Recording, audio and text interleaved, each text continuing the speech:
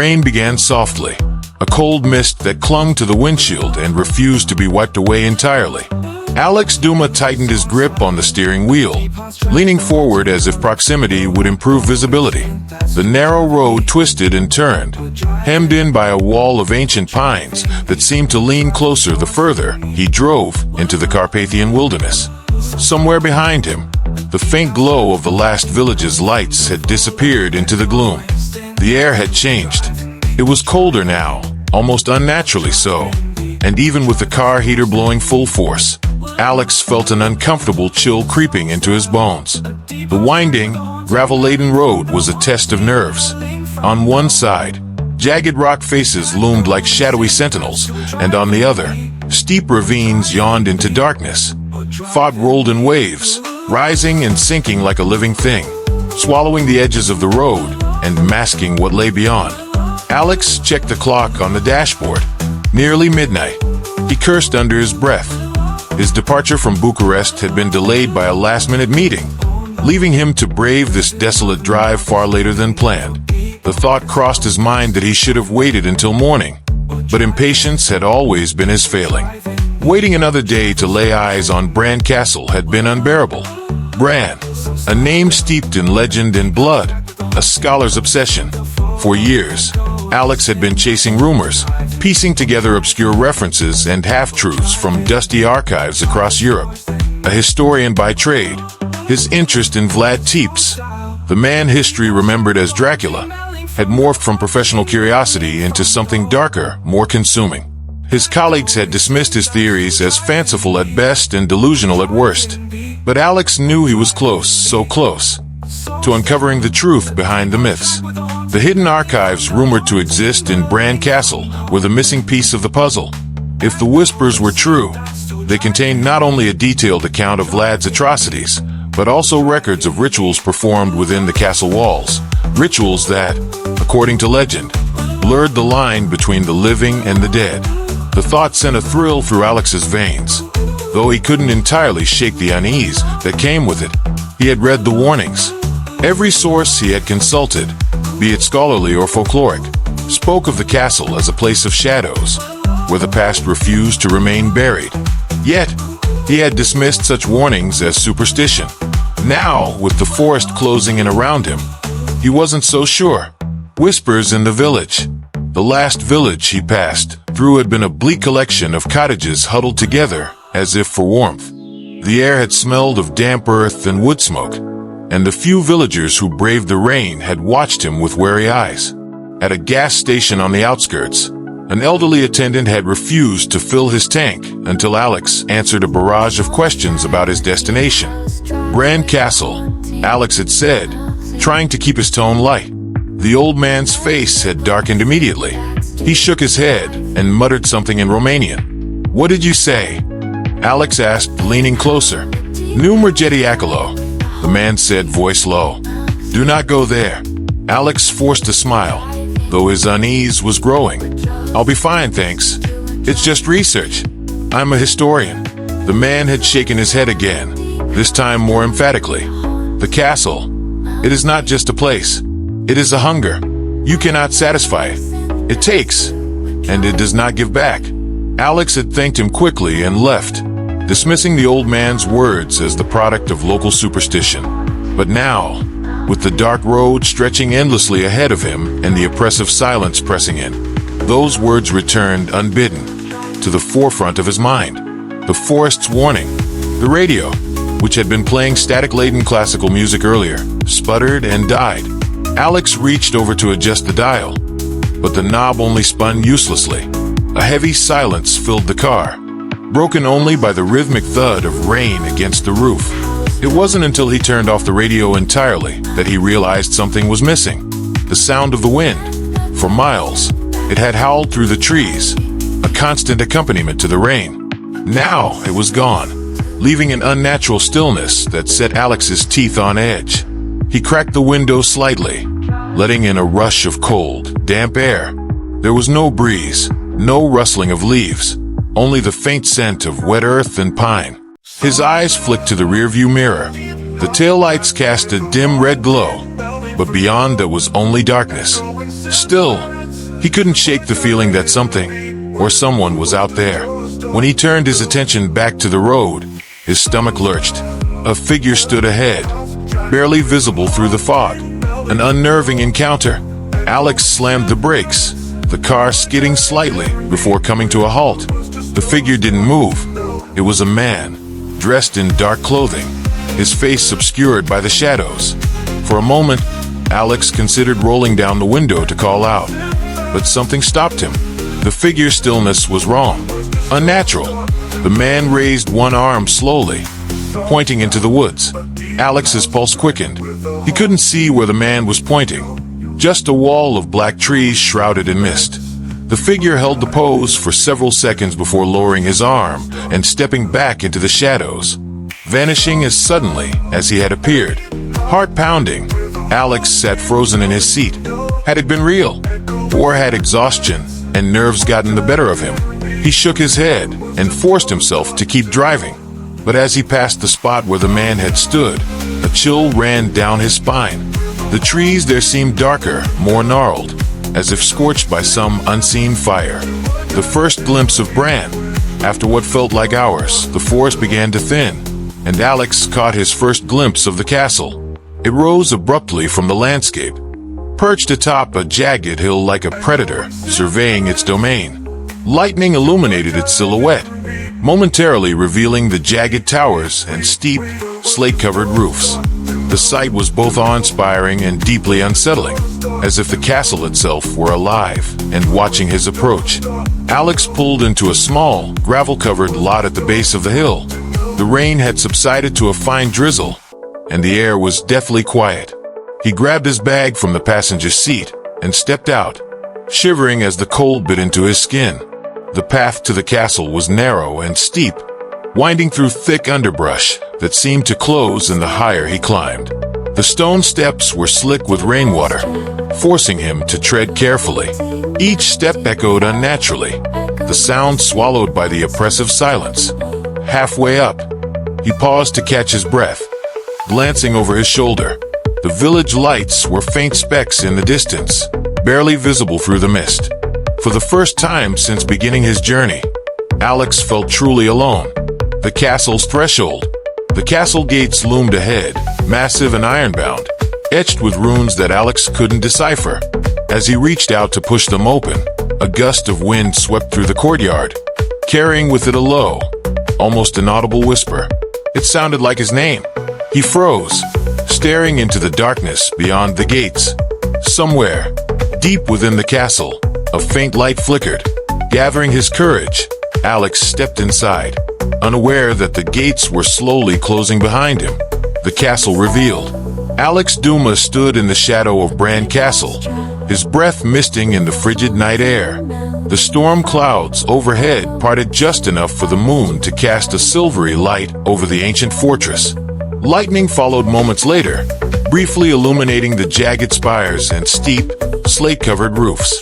The castle looked alive in the storm, its silhouette grotesque and imposing, a testament to centuries of violence and suffering. Every detail of the structure seemed designed to repel visitors. The walls were rough-hewn stone, mottled with creeping ivy and blackened patches where it seemed fire had once licked the surface. Tall, narrow windows glared down like unblinking eyes, their glass reflecting the storm's electric brilliance. Alex felt a strange tightness in his chest as he gazed at the imposing structure. His rational mind dismissed it as exhaustion from the long drive, but a deeper part of him, one he wasn't ready to acknowledge, felt an inexplicable dread. He adjusted the strap of his bag, its familiar weight grounding him, and started toward the front gates. The iron gates stood ajar, creaking faintly as the wind pushed them back and forth. They were ancient, etched with patterns that looked like runes or archaic symbols. Alex ran his fingers across the cold metal as he passed, noting how the edges of the carvings felt worn, as if touched by countless hands over the centuries. First steps inside. The courtyard beyond was dimly lit by a single lantern, hanging from a wrought iron bracket near the main doors. The uneven cobblestones glistened with rainwater, and Alex had to tread carefully as he approached. Around him, the castle loomed on all sides, its jagged architecture a testament to centuries of expansion and decay. Towering walls encased the space, creating an oppressive, almost suffocating sense of enclosure. To the right, a twisted tree clawed at the sky, its leafless branches gnarled and blackened. Beneath it lay a crumbled stone fountain, its basin dry and choked with moss. On the far left, a stable door hung askew, the darkness beyond it impenetrable. Alex felt eyes on him, though he saw no one. The main entrance was a set of heavy, oak doors bound with iron. He hesitated before pushing them open, half expecting resistance, but they swung inward with surprising ease, revealing a grand, dimly lit hall beyond. The groundskeeper appears. The air inside was colder than the stormy night outside. Alex stepped forward, his boots echoing on the stone floor, and set his bag down by his feet. The space was vast, its vaulted ceiling disappearing into shadows. A chandelier hung high above, its candles flickering weakly, as if reluctant to dispel the darkness. The walls were lined with faded tapestries, their once vivid colors now muted and ghostly. Alex turned in a slow circle, taking in the room. He noticed the faint scent of mildew and something more metallic. Iron or rust, he thought. Then came the sound of footsteps, deliberate and slow, approaching from a corridor to his right. "Good evening." The voice was low and gravelly, startling Alex, who spun around to face its source. A man stood in the archway, leaning heavily on a wooden cane. His shoulders were hunched, his frame gaunt beneath a threadbare coat that looked as old as the castle itself. His face was a map of wrinkles, deep grooves carved into his cheeks and forehead. Pale eyes glimmered from beneath bushy brows, sharp and calculating. "You must be Mihai," Alex said, recovering his composure. He extended a hand, though the gesture felt almost absurd in the circumstances. The old man didn't take it. Instead, he gave Alex a slow, deliberate once-over before nodding. "And you are the scholar?" Alex dropped his hand, smiling awkwardly. "That's right, Alex Duma. Thank you for allowing me access to the castle. I know it's not open to the public this time of year." Mihai chuckled, a sound that was more rasp than laugh. "Not much of a public these days, and fewer still who would dare come here after dark. But you," he trailed off, shaking his head as if in disapproval. "You have the look of one who seeks answers to questions best left unasked." Cryptic warnings. Alex frowned. "I'm here to study the castle's history, its connection to Vlad Tepes and the surrounding folklore. That's all." Mihai's expression didn't change. "Ah, Vlad," he said, his voice heavy with sarcasm. "The Impaler, the Dragon Prince. So much blood spilled. And still, they speak of him as if he were the only monster to walk these halls." Alex raised an eyebrow, intrigued. "What do you mean?" The old man tapped his cane on the floor, the sound echoing sharply. "This castle is older than Vlad, older than the stones you stand on. The stories you know are only fragments, pieces of a puzzle too vast, too terrible to comprehend. You won't find the answers you seek here, scholar. Only more questions." The cryptic tone was beginning to wear on Alex's nerves. "I've come a long way, Mihai," he said, his voice firm. "If there's something I should know, I'd appreciate you telling me outright." Mihai's pale eyes narrowed. For a moment, Alex thought the old man might refuse to say more. But then he gestured toward a staircase at the far end of the hall. "Your room is on the second floor," he said. "Third door on the left. You'll find it warm enough, though I doubt you'll sleep much." Alex hesitated. "Why wouldn't I sleep?" Mihai smirked, revealing yellowed teeth. "The castle has a way of getting inside your head. You'll see soon enough. A deeper mystery." As Mihai turned to leave, Alex called after him. "Wait! You didn't answer my question earlier. What did you mean about other monsters?" The old man paused in the doorway, his silhouette framed by the flickering torchlight beyond. For a moment, he seemed to weigh his words carefully. "There are things in this world," he said finally, "that are neither living nor dead. Things that feed on fear, on blood, on the very essence of what makes us human. Vlad knew this, though he dared to think he could control it. He was a fool. With that, Mihai disappeared into the shadows, leaving Alex alone in the vast, empty hall. The castle breathes. Alex stood in silence, the old man's words reverberating in his mind.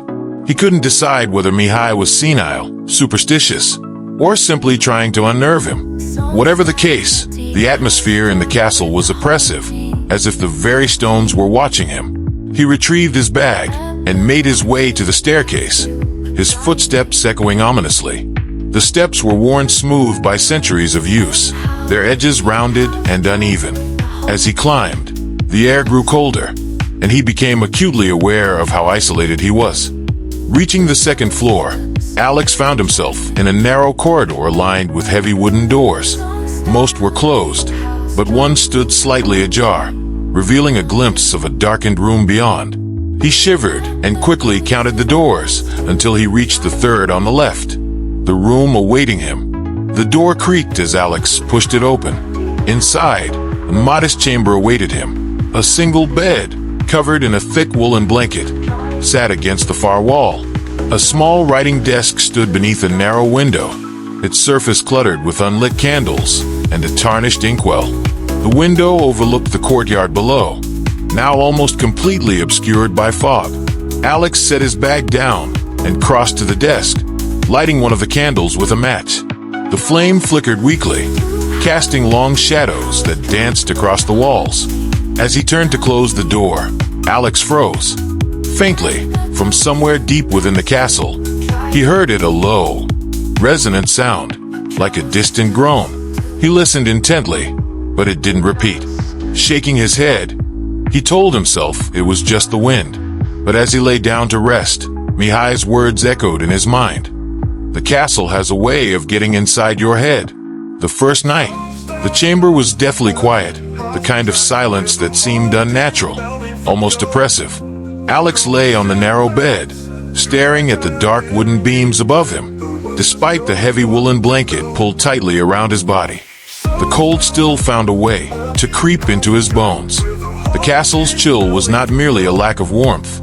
It felt alive, seeping into his skin, burrowing deeper with every passing minute.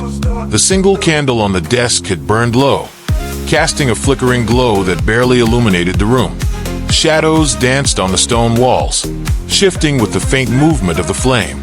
Alex had always considered himself a rational man, but in that moment, he found himself wondering whether the shadows moved too much, as if responding to something unseen. He shook the thought away. Exhaustion was playing tricks on his mind. After all, it had been a grueling day. The long drive, the unsettling encounter with Mihai, and the oppressive atmosphere of the castle itself. It was no wonder his nerves were frayed. Still, he couldn't sleep. The footsteps. Somewhere in the distance, a faint sound broke the silence. Alex sat up, straining to hear. For a moment, all he could make out was the soft patter of rain against the narrow window. Then it came again, light, deliberate footsteps echoing from the corridor outside his door. His pulse quickened. He stared at the door, half expecting it to swing open at any moment. But it remained closed, the heavy wooden surface unyielding. "It's Mihai," Alex whispered to himself, his voice barely audible. He's probably checking on the castle. But even as he said it, he wasn't convinced. The footsteps were too light, almost hesitant, as if the person or thing on the other side of the door was unsure of its own presence. The sound grew louder, moving closer. Alex's grip tightened on the blanket. He wanted to call out, to demand to know who was there, but his voice caught in his throat. Instead, he reached for his phone, fumbling to unlock it.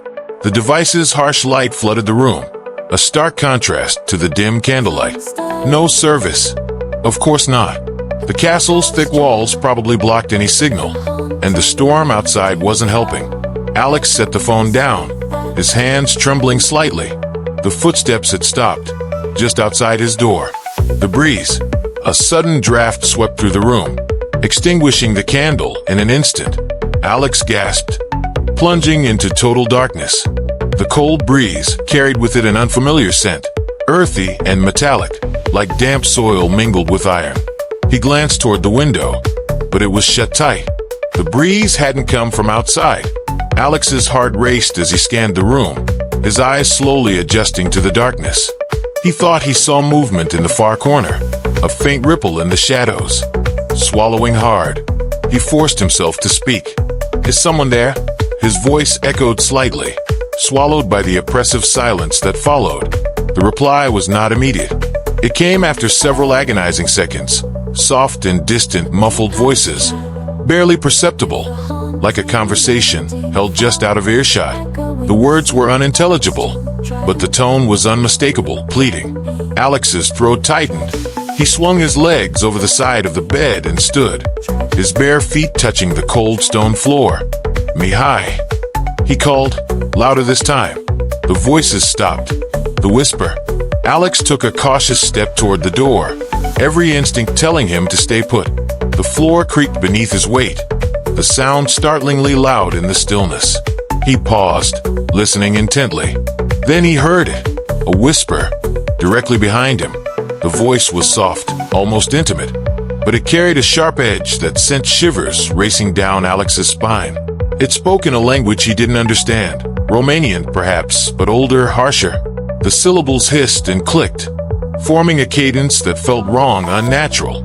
Alex spun around, his back pressing against the door. The room was empty. "Who's there?" he demanded, his voice cracking. No answer came. The whispering stopped as abruptly as it had started. Alex's gaze darted around the chamber, searching for any sign of movement. The shadows seemed deeper now, darker and more oppressive. He could feel his pulse pounding in his ears, the adrenaline coursing through his veins.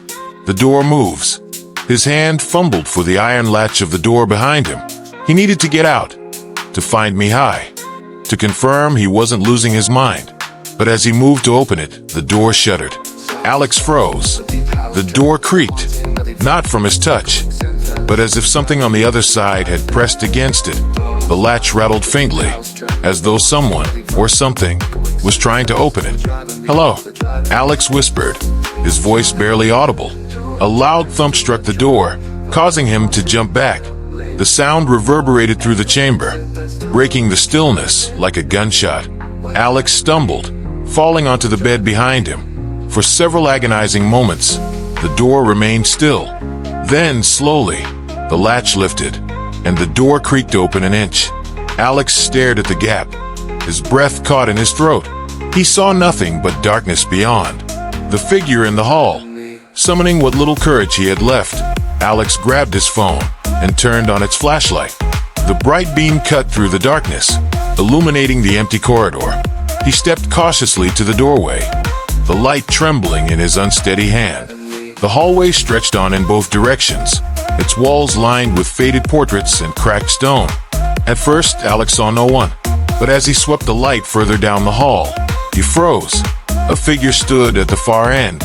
It was tall and shrouded in a dark cloak, its face obscured by shadow. The figure didn't move, didn't react to the beam of light shining directly at it. Alex's mouth went dry. "Who are you?" he managed to croak. The figure remained silent, but its head tilted slightly, as if studying him.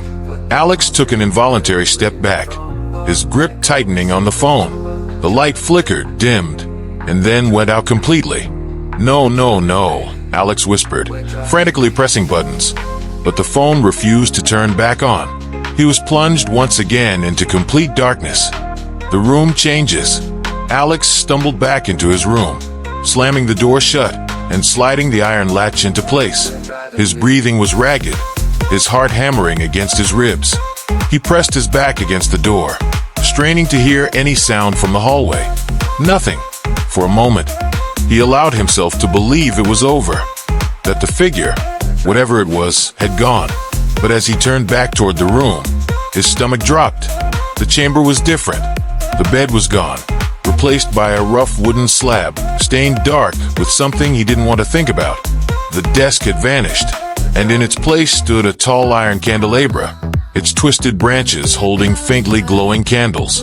Worst of all, the walls seemed to pulse, the stones themselves alive with faint, rhythmic movement. Alex stumbled back, his mind struggling to process what he was seeing. "This isn't real," he whispered. "I'm dreaming. I have to be dreaming." The presence, a low, guttural sound filled the room, like a growl mixed with the scraping of stone. It came from everywhere and nowhere at once, reverberating in Alex's chest. He turned slowly, his eyes wide with terror. A shadow detached itself from the far corner of the room, shifting and growing until it loomed over him. 2 pinpricks of red light appeared where eyes should have been, burning with a malevolent intelligence. Alex backed away, his legs weak beneath him. "What do you want?" he whispered. The shadow didn't answer, but the red eyes narrowed. Alex felt an overwhelming sense of pressure, as if the air itself were being sucked from the room. He fell to his knees, gasping for breath. As his vision blurred, the shadow advanced, its form becoming more defined. He could make out twisted limbs, claws that scraped against the stone floor, and a face that was both human and monstrously wrong. Just as the creature reached him, Alex screamed, and everything went black.